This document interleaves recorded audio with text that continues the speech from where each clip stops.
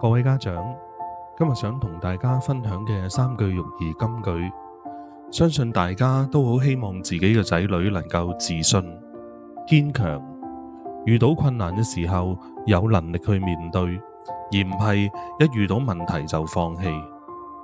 但係喺現實中，我哋可能會發現，孩子一遇到難題就會話我做唔到，或者輸咗比賽嘅時候會好灰心，甚至以後抗拒再嘗試。有時家長見到孩子咁樣，會忍唔住想即刻出手幫佢，又或者希望透過鼓勵佢哋唔好灰心。但係真正能夠幫到孩子嘅，唔係幫佢哋解決所有面對嘅問題，而係教佢哋點樣去面對挑戰，唔怕失敗，然後再試過。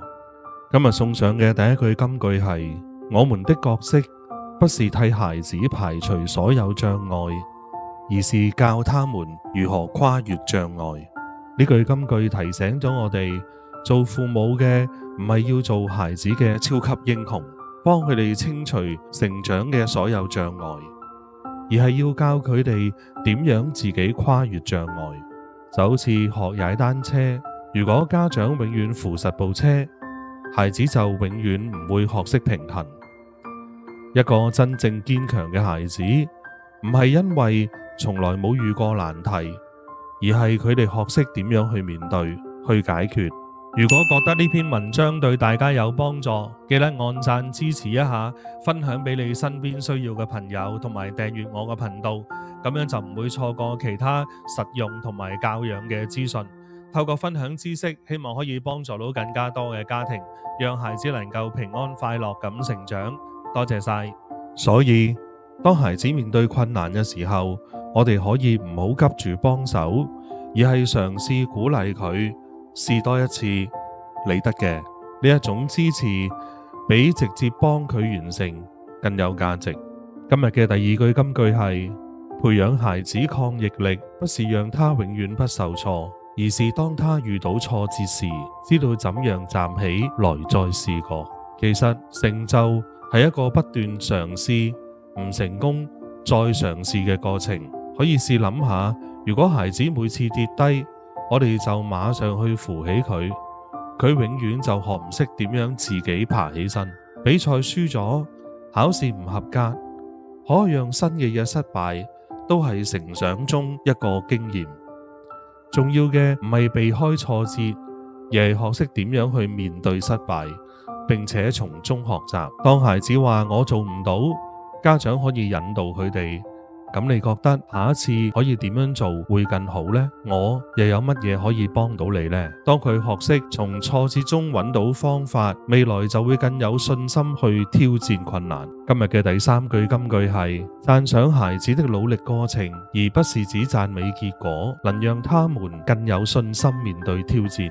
好多時家長會讚孩子，你好叻，你好乖，但係其實更加有幫助嘅讚賞方法係讓佢哋知道自己努力嘅地方。例如，你今日練習咗好耐，進步咗好多。又或者係見到你咁堅持去做好件事，我覺得你好叻。呢啲說話可以幫助孩子建立成長型思維，明白成功唔係靠天分，而係靠自身付出嘅努力。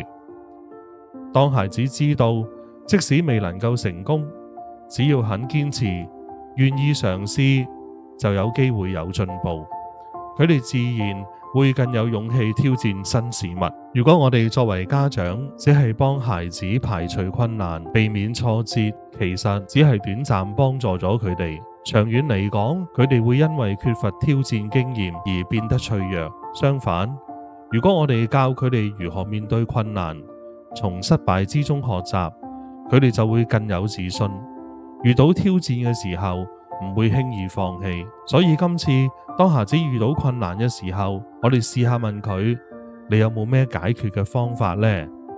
又或者當佢做唔到嘅時候，我哋唔好只係話佢你好叻，而係應該讚佢，雖然未成功，但係我見到你付出咗好大嘅努力。當孩子學識呢一種態度，無論將來遇到咩挑戰，佢哋都會有勇氣去面對。期望大家喜歡我以上嘅3句金句。再見。